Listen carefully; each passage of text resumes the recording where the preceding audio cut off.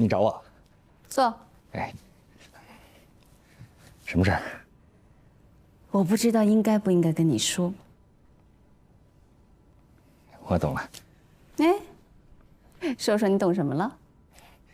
你本来有事情想跟我说，但是你见到我面之后呢，你又改变了主意。这种事情经常发生，我也经常改变主意，这个完全能理解。你的理解是错的。那我怎么理解才是正确的呢？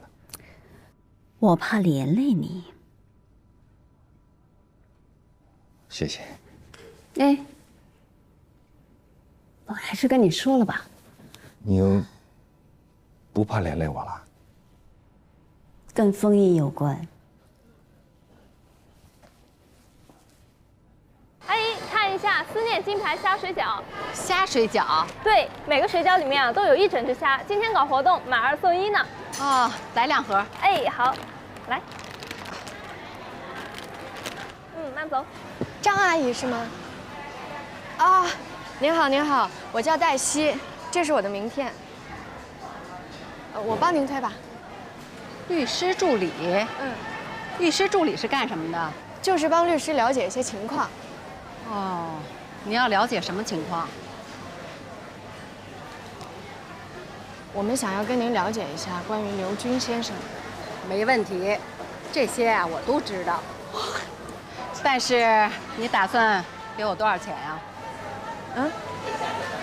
你不想想，我要是把你们想要知道的东西告诉了你以后，我还能在人刘先生家继续干下去吗？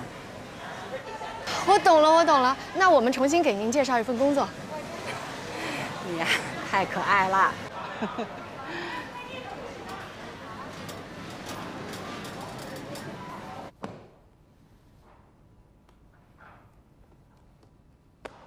我已经下班了。对不起，你不能下班。这事儿你说了可不算。封印可能要出事儿。出什么事儿？你不知道。什么事儿？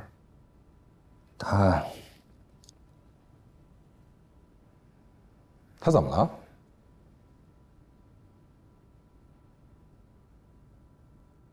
如果你没想好，到底要不要跟我说，最好先回去安安静静的想好，再来找我。不，他昨天晚上犯了一个重大的错误。哪方面的？男女关系方面。你怎么知道的？有个女的投诉他。跟谁投诉？顾姐。顾姐？顾姐现在非常的为难。哎，你不能去找顾姐。我为什么不能去找她？因为她跟我说了，别告诉任何人。她告诉你，就是想让你告诉全世界。怎么可能呢？她让我发誓不能告诉任何人。这是她对自己的免责条款。哎，那你也不能去啊！你要是去了，你等于把我给卖了，她以后就不信任。你记住，她本来就不信任你。你应该去找封印，让封印辞职。你说什么？这是目前唯一能让大家都体面的办法。这是顾杰让你跟我说的？不是，那个女孩向顾杰投诉之后，这是顾杰想出来的两全之策。顾杰跟这个女孩说，先不要声张，然后给她一笔和解费，并且让封印辞职。顾杰他来征求我的意见，我也觉得这是目前最好的办法了。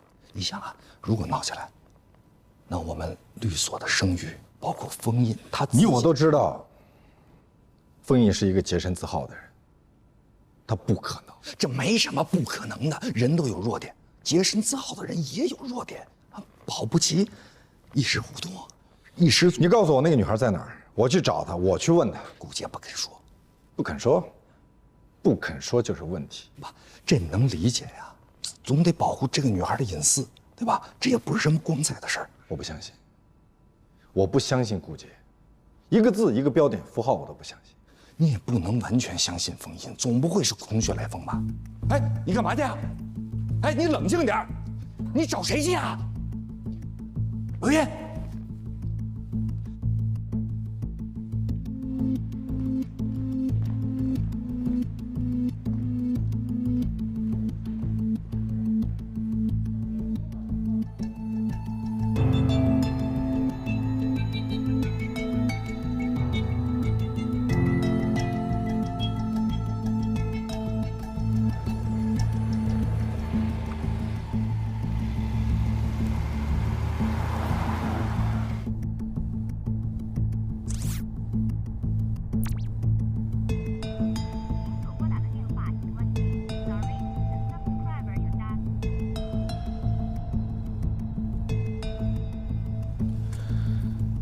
开机之后给我。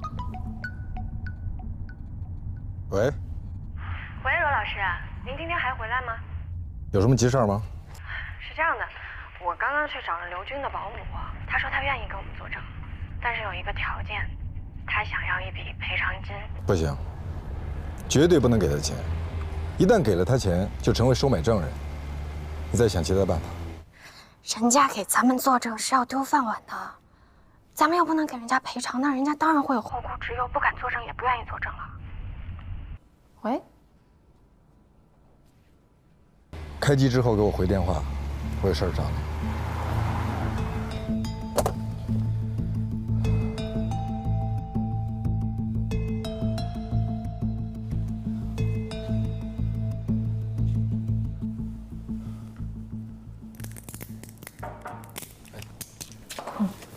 你跟罗宾说了？对不起，我没有怪你，谢谢。那个女孩还好吧？基本稳住了，但是她要求封印付出代价。杀人偿命，欠债还钱，这个能理解。但是人非圣贤，孰能无过呢？能不能让封印个人给他道个歉？如果是你的姐姐或者是妹妹被别人侮辱了，然后对方跟你说“人非圣贤，孰能无过”，我悄悄给你道个歉，然后这篇咱们就算翻过去了。你觉得你能翻得过去吗？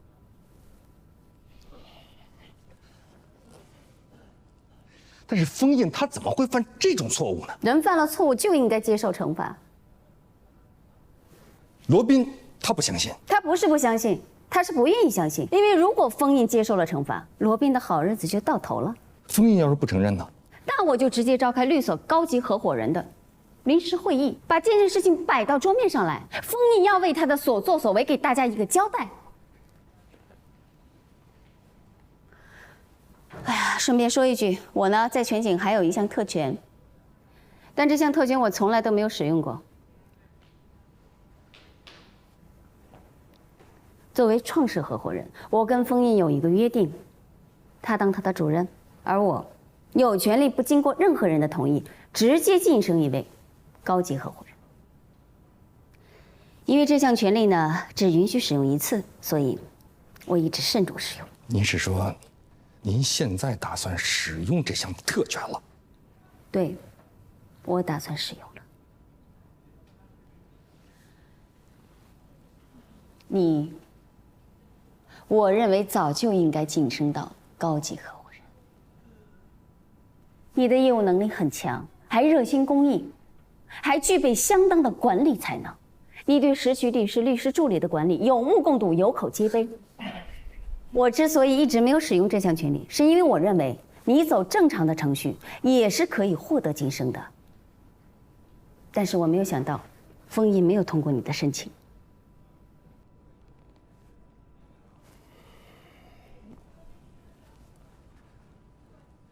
但是如果封印他这次还是不同意呢？第一，不需要他再同意了；第二，他很快就不再是我们全景的执行合伙人了。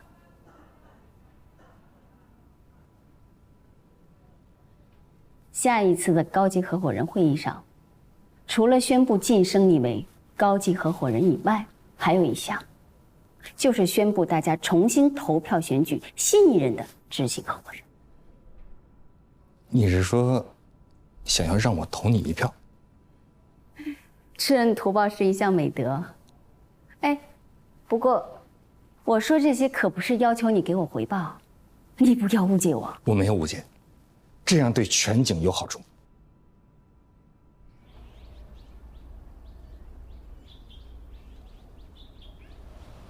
哟，巧啊！不是巧，是我有事来找你。怎么了？出什么事儿了？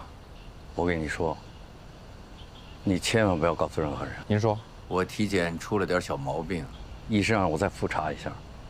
什么小毛病？复查了吗？复查了，在等结果。嗨，也许什么事都没有，虚惊一场。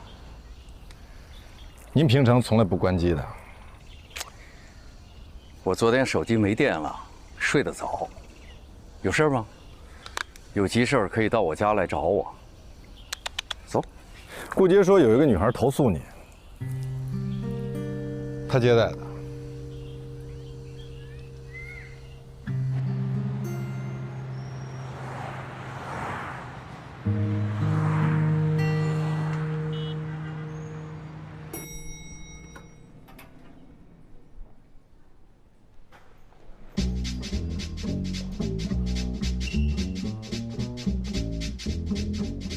何塞老师好。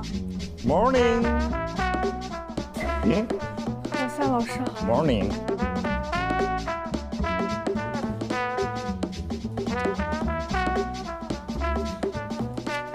Morning。犯什么病了？你为什么这么认为呢？难道你不值得别人跟你说 morning 吗？我当然值得，只是你没有跟任何人说过 morning， 包括我在内。如果你愿意，从今天开始，我每天都跟你说 morning， 而且不光跟你说，我跟所有的人都说。黛西 ，morning。 Morning， 何塞老师。做一个幸福的人，劈柴喂马，周游世界。快去上班，我要忙了。怎么样？天哪！这是我给我自己的奖励。奖励什么呀？奖励人生中最重要的时刻。 Oh my god！ 怎么了？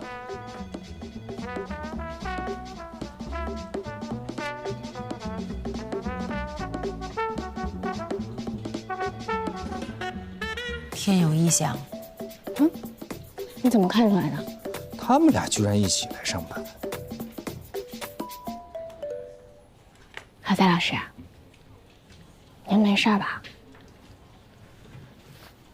你看出我有事儿了？有。好事儿坏事儿？好事儿。我要跟你说点事儿。地球要毁灭了，何塞当上了高级合伙人，谁跟你说的？我怎么不知道？他带了一块新的手表，是他对他自己的奖励。也许他是为了奖励自己减肥成功吗？不是，他是为了奖励自己当上了高级合伙人。这块表是他上一次以为自己当高级合伙人的时候买的，但是他没有当上，所以一直没有戴过。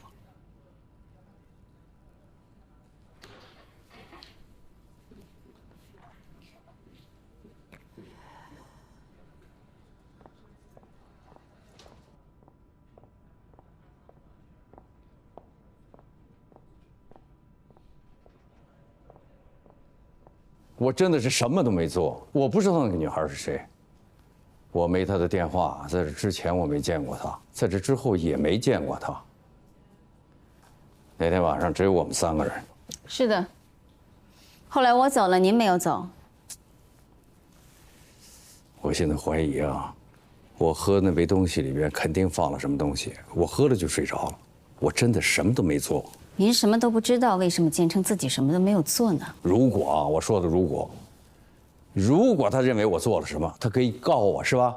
他可以到公安局去告我，他到你这儿来投诉，让你出钱了事，这算什么？这叫讹诈。如果他跟你我要钱，算讹诈。事实是我为了保护您还有咱们律所的声誉，主动提出的。别，我不同意。好，那您就去报警，你就跟他们说是一个您连名字都不知道的姑娘给您下了药，看警察信不信你说的话。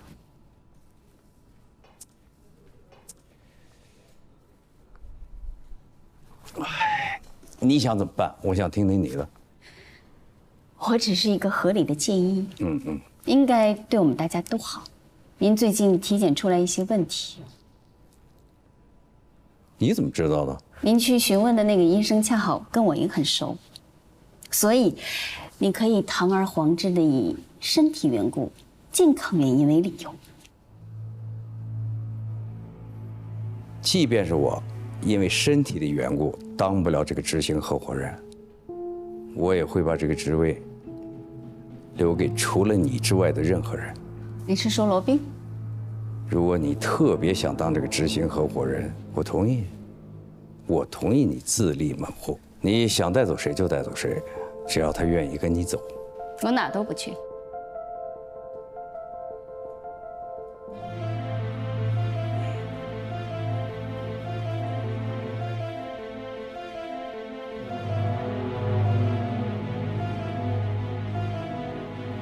冯主任，冯主任，好。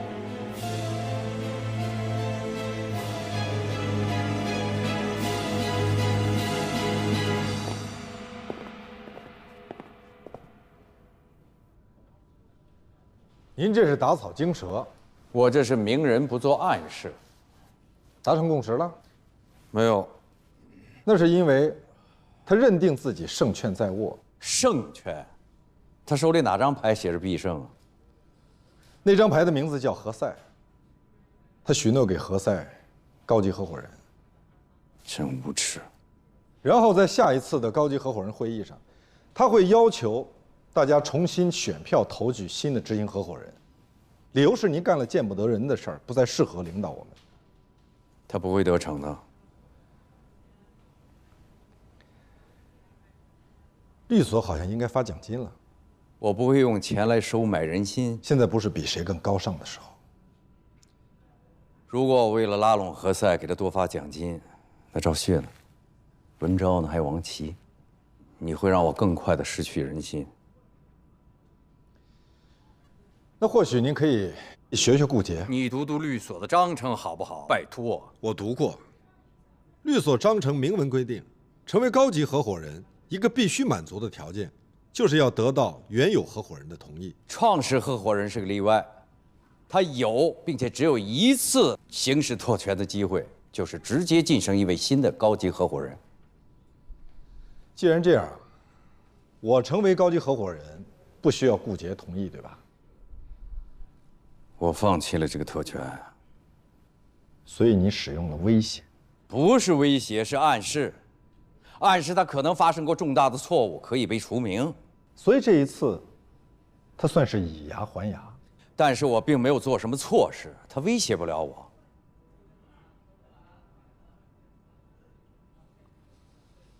他只是说有个女人来投诉我，到现在，我连那个女的是谁都不知道。他说了，这是保护受害者的隐私。我才是受害者。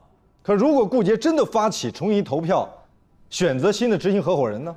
不会有人支持他。不会吗？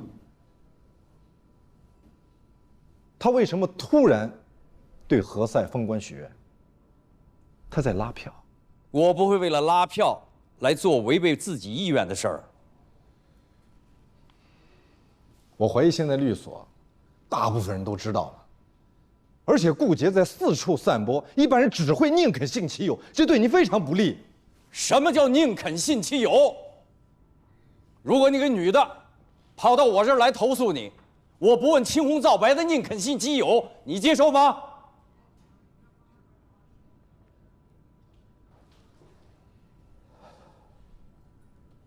去找何塞。他不会听我的。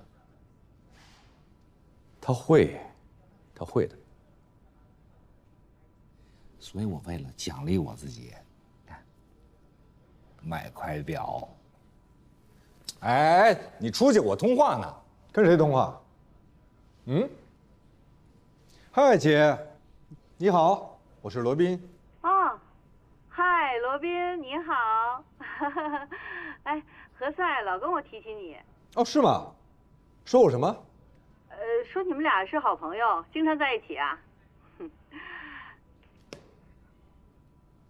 你这样特别不好，你姐还没说完呢。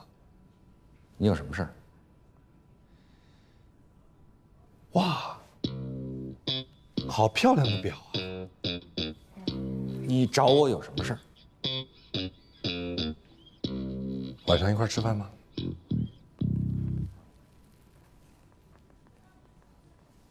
你有事儿求我？是祝贺你成为了高级合伙人。怎么了？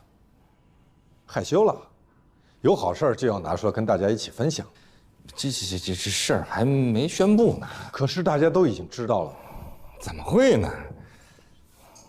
因为你喜形于色。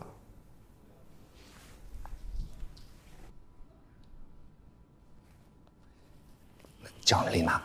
那算了。哎，那你不叫丽娜也行。好，那我一会儿把位置发给你。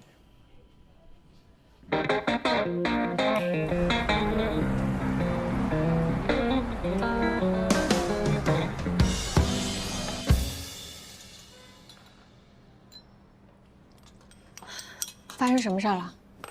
没什么，我换律师了。为什么呢？为什么？我到现在连罗宾面都没见到。是这样的，我不管是什么样，我跟你解释一下啊，一般呢都是助理先开始我不接受。那行，我现在就给罗宾老师打电话。不用，真的不用了。苗总，不是这个事儿，我不是针对你，你知道吧？我不想为难你。那到底是什么原因呢？我现在已经在到处帮您找证据了。是我听说了，你还找了对方的那个刘军家的阿姨，但是人家提出来说要一些赔偿的时候，你们却拒绝了。关于这个问题，我想我应该可以跟您解释一下。我现在呀找的这家呢，跟法院有关系。您千万不要去相信那些什么乱七八糟的话。不管再怎么有关系，打官司打的可是证据。不是你们律所发生那么大事儿，你不会不知道吧？什么事儿啊？那意思罗宾现在忙什么，你也不清楚。我一直在忙着您的案子呢，我不知道您指的是什么。你们律所主任封印，借着这个什么公益律师的这种名头，然后去占穷女孩的便宜，估计罗宾现在在帮他拼这事儿吧。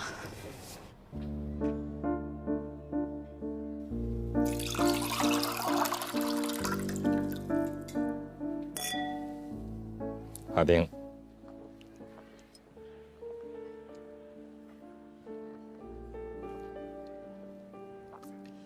这餐厅不错呀，你常来？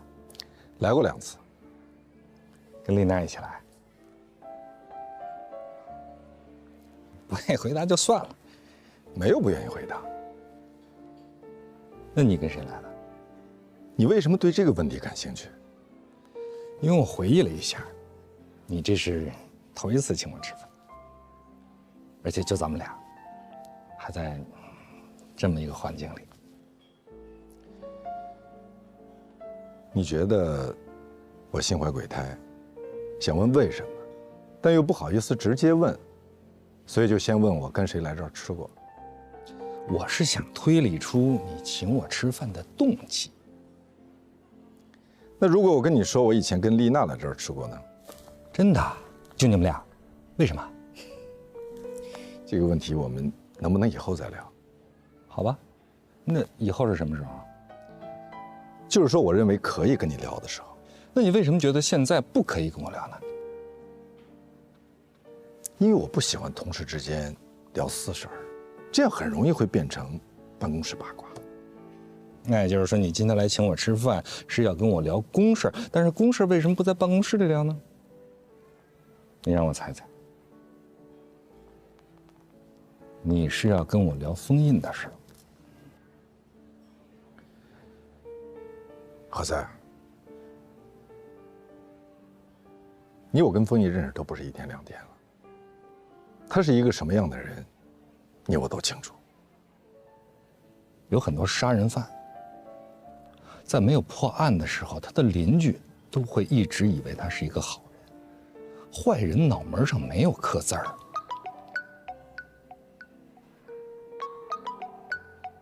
接电话呀？要我帮你接？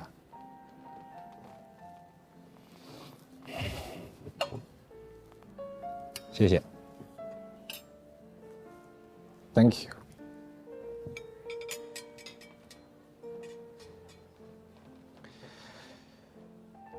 何塞，今天我约你出来吃饭是想跟你好好的聊一聊，但是我觉得你不相信我。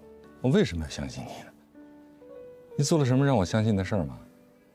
就因为你今天请我吃了顿饭，刚才还让我自己点菜。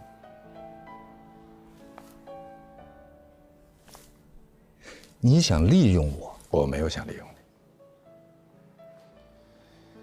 我只是想跟你说，封印突然被人投诉，这很蹊跷，而且在事情没有搞清楚之前就搞逼宫，逼他辞职，我觉得不妥当。你请我吃这顿饭，就是想要让我站在你跟封印这边。你可以不站在我们这一边，但你至少不应该站在顾杰那一边。好啊，那我可以站在你这一边，但是你得说服我。我为什么不应该去相信顾杰？我为什么要相信你们？来吧，你说服我吧。我们至少比顾杰光明正大。光明正大的蔑视我？没有。没有吗？没有。没有。那我问你，到底是我最珍贵的财产，还是你最珍贵的财产？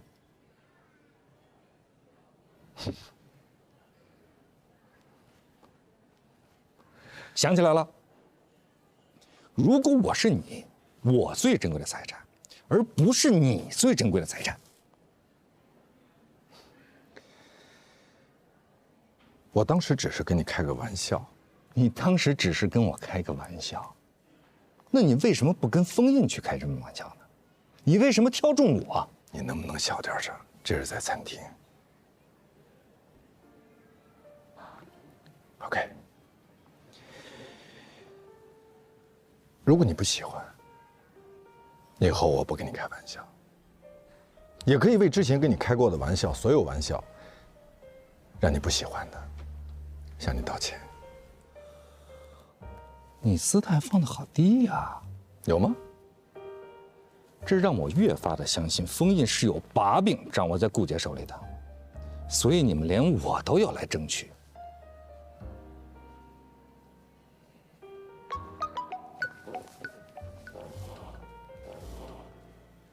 我快到律所了。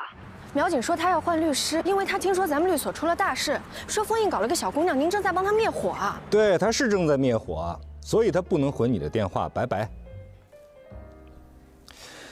你要不要给你助理回过去？我知道你的密码，以前我偷偷的看过，所以我就记住了。就这样，你应该没事就换我密码。我所有的密码我都经常换，所有的。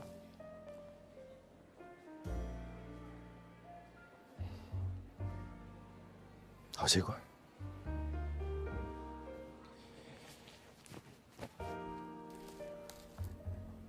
我也愿意相信封印，但是啊，我还是坚持认为，在事情没有查清楚之前，他应该先辞职。不可以。我们不能因为有人投诉封印，就让他辞职，这对封印不公平。这非常公平。如果说他都已经被投诉了，但是他依然若无其事，像什么事情都没有发生那样，继续主持工作，继续做他的主任，这样才是不公平的，对投诉的人很不公平。那你有没有想过，这个投诉的人，你我都不认识，甚至连名字都不知道，我们就相信他，这不妥当吧？即使按照疑罪从无的原则，我们也应该首先相信封印，直到他证明自己。好了，咱俩也不要争执了，好不好？咱们就等着投票表决吧。啊，律所最近会紧急的召开一个合伙人会议，顾杰会在会议上把这个事情提出来，因为这件事情关系到律所的声誉，所以所有的合伙人一人一票，决定封印的去留。事情还没有搞清楚，怎么投票？你听我说完好不好？你说，我刚才说到哪儿了？你说投票表决，我反对。我就是想看看你有没有认真的听我说话。你说。OK， 那我来告诉你，今天，此时此刻，我一直在非常认真的听你讲话，你的每一句话、每一个标点符号，我听得都很清楚，而且今天你用了很多的感叹号。但是我认为，现在首要的不是投票，这不是重点，我们应该先把这个事情搞清楚，在事情真相大白之前，我们应该相信，跟我们朝夕相处的同事。上司领导，我们要对他有起码的信任。你说完了，我来说好不好？很多时候，真相到底是什么样的，只有当事人知道。换句话来说，在整个这个事件里，只有封印知道他自己到底做了什么。如果他不想让更多的人知道他到底做了什么，那么最好现在找到一个稳妥的、体面的方式，赶紧回家。你放心。顾杰也会保全他的脸面，这样我们就不用投票了啊！我们也不会知道封印他到底做了什么。不可能，他已经跟我指天发誓过，他从来没有做过任何有悖公序良俗的事情。好，那我们就看看到底有多少人相信他的发誓。这是顾杰在故意当众羞辱他，那他就应该站出来证明自己的清白。那如果说有人投诉你强暴过一个女孩，请问你怎么证明自己没有强暴？我每天都回家，自己睡觉。我们家门口就有监控视频。如果他说我强暴他，他必须准确地说出时间和地点。但是，我会非常精确地告诉他，在那个时间点我在什么地方跟什么人在一起。我跟任何女人都不会私下单独相处。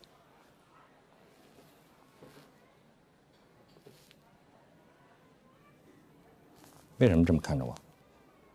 敬佩？不是敬佩。也许有那么一丝丝的敬佩含量，但是你觉得我是个疯子？不，我只是想说，你真的从来没有跟任何人约会过，跟人谈过恋爱吗？你刚才说，你从来没有跟任何女人私下单独相处。我是一个洁身自好的人，我和任何女人相处都会选择在一个公共场所，并且9点钟之前一定要离开。如果必须过9点钟，那我会选择有其他人员在场。君子不立于危墙之下。你把女人当作危墙，有些女人不只是危墙，还是洪水猛兽。那如果一个男人遇到一个洪水猛兽，我们是应该同情他，还是应该拍手称快？洪水猛兽为什么去找封印，不找你我呢？你这是典型的责备受害人思维，就像人贩子拐卖儿童，你不去谴责人贩子，反而去责备丢失孩子的家长，为什么没有看好自己的孩子是吗？对啊，就是都有责任啊！你这是抬杠，那你反驳我呀？你反驳我呀？你反驳我啊？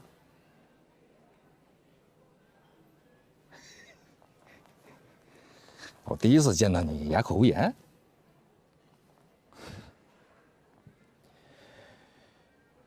富兰克林说过一句话：争辩是一个非常不好的习惯，让人心生厌恶，甚至树敌。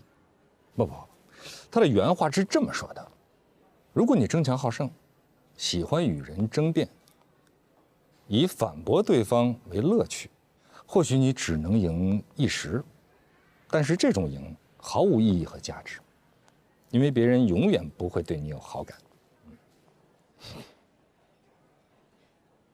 我很棒吧？你为什么面带笑意？你也太难讨好了吧？你在讨好我吗？你为什么讨好我？不，我说你太难讨好了的意思是不是说我在讨好你，或者说我要讨好你？我只是在感慨，你为什么没有朋友？你朋友也不多。那是因为我对朋友的标准要求非常高，宁缺毋滥。我也是。宁缺毋滥呗。好，那就都宁缺着好了。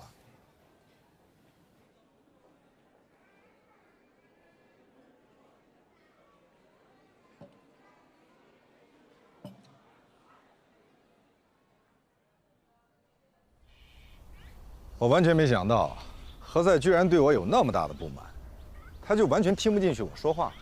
要是你说话他听不进去啊，他就不会跟你走，跟你去吃饭。那您的意思是我搞砸了？罗宾啊，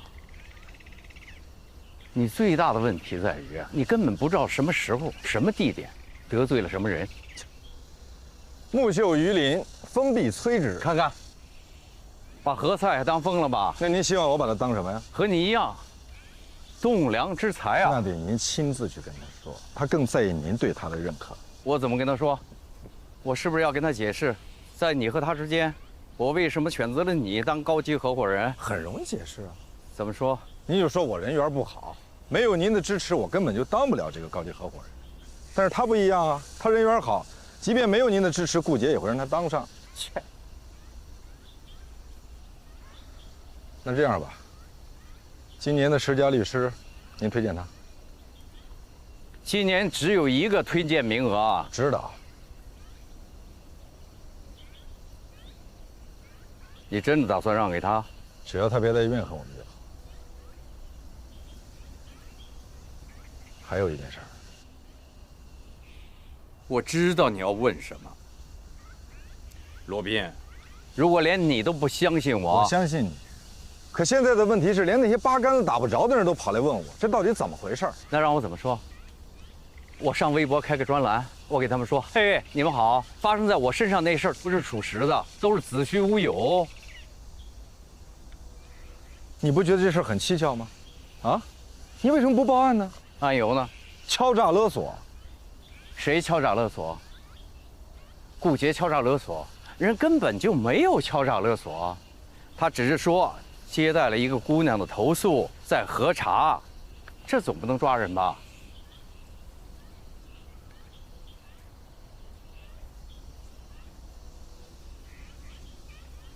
您再好好回忆回忆。我再给你重申一遍，我当时喝酒喝得断片了，我醒来之后我不知道在什么地方。那当时为什么不报案呢？怎么报案？啊，我总不至于打个110说，哎，我跟朋友到另外一个朋友家去喝酒喝断片了，我现在醒过来了，家里1个人都没有，这怎么报案啊？所以您就没有做出任何反应，拿着自己的东西就走了。你还是不相信？我信，但是您觉得别人会信吗？我就不明白，您当时难道就没有怀疑？你怎么就稀里糊涂的躺在了一张床上，而且还是别人家的床？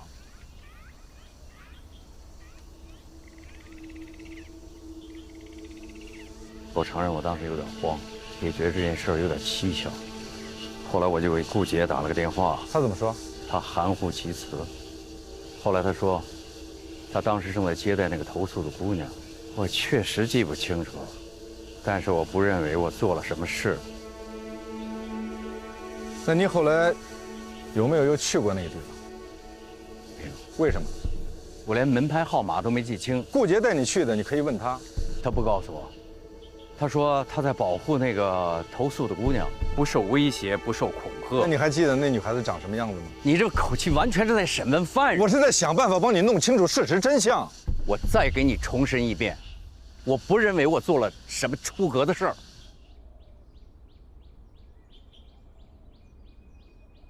封印肯定不会承认，打死都不会承认。是我也不认。那万一人家真的把证据拿出来了呢？你傻呀啊！自己承认犯罪那叫自首，自首最多了就是从宽处理。可要是自己不认罪，就算人家拿出证据，我们还可以质疑这个证据的真实性、合法性，这中间就有很大的空间了。哎呀，我看也没什么证据吧？对呀，要是真有证据，干嘛不去公安局直接报案呢？我要是那个女孩，我也不报案。法律事实跟事实真相那是两回事儿。万一封印倒打一耙耍无赖啊，告那个女孩敲诈勒索怎么办？哎，黛西，如果你是那个女孩，你会去报案吗？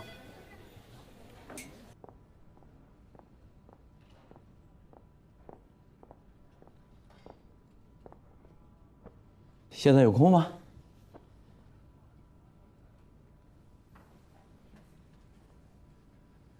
您过去跟我说话从来都是开门见山，从来没问我有空没空。有句话，人的脾气要和自己的本事相匹配。还有句话，人的品德应该和他的地位待遇相匹配。其实，没有顾杰，你可以跻身高级合伙人。